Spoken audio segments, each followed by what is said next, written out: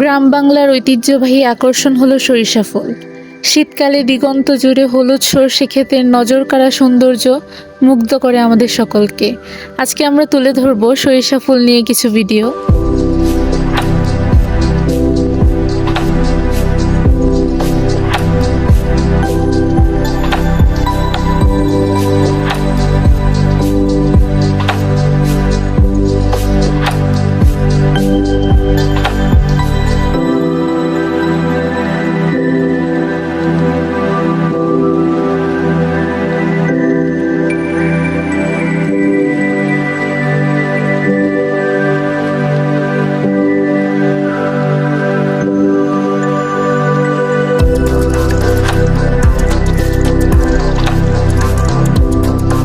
আজকে আমরা গিয়েছিলাম আমাদের বাসার পাশেই একটা সরিষা খেতে।